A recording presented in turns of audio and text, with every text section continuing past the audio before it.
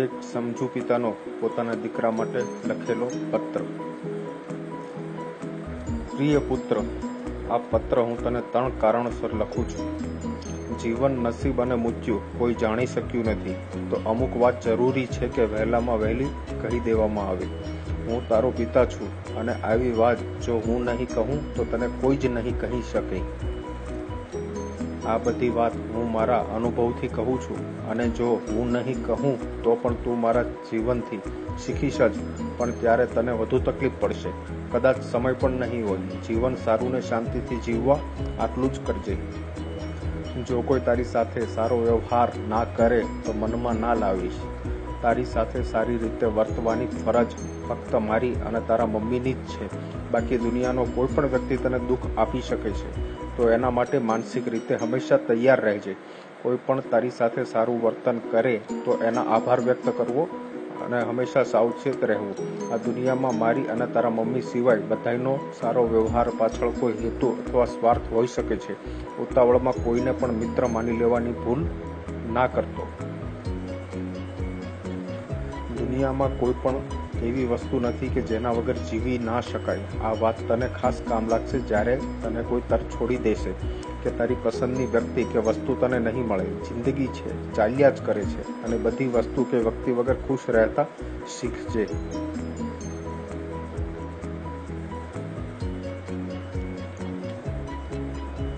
જિંદગી ટૂંકી છે. જો તું આજનો દિવસ વેડફીશ તો કાલે તને જિંદગી પૂરી થતી લાગશે.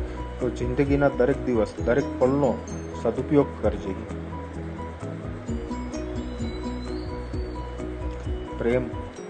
પ્રેમ બીજું કંઈ જ નથી પણ એક બદલાતી લાગણી જ છે, જે સમય સંજોગો સાથે બદલાતી રહે છે. તો તારો પ્રેમ તને છોડી જાય તો સંયમ રાખજે. સમય દરેક દર્દને ભૂલાવે જ છે. કોઈની સુંદરતા અથવા પ્રેમમાં જરૂર કરતાં વધુ ડૂબી ના જવું, તેમજ કોઈના દુઃખમાં પણ જરૂર કરતાં વધુ દુઃખી ના થવું. અભ્યાસમાં ઘણા નબળા માણસો પણ સફળ બન્યા છે, પણ એનો મતલબ એ નથી કે અભણ કે અભ્યાસમાં નબળો માણસ સફળ જ થાય. વિદ્યાથી વધુ કશું જ નથી. ભણવાના સમયે ધગશથી ભણજે.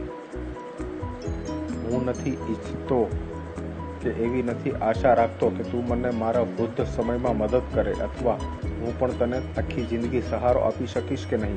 મારી ફરજ તને મોટો કરી સારું ભણતર આપી પૂરી થાય છે. એ પછી તું લિમોઝિન કે BMW ફરીશ કે પછી સરકારી બસમાં, એ તારી મહેનત અને આવડત ઉપર આધાર રાખે છે.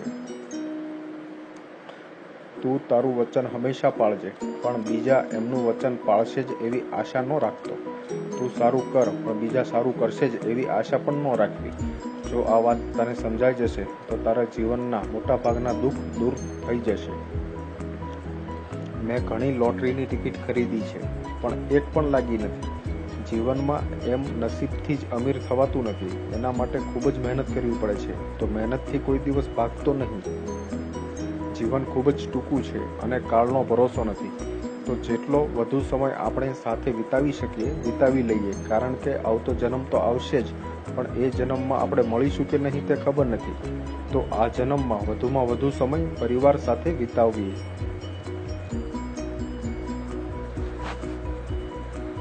મિત્રો, આ વાક્યો તમને સોનેરી લાગ્યા હોય તો વધુમાં વધુ તમારા મિત્રો સાથે શેર જરૂર કરજો.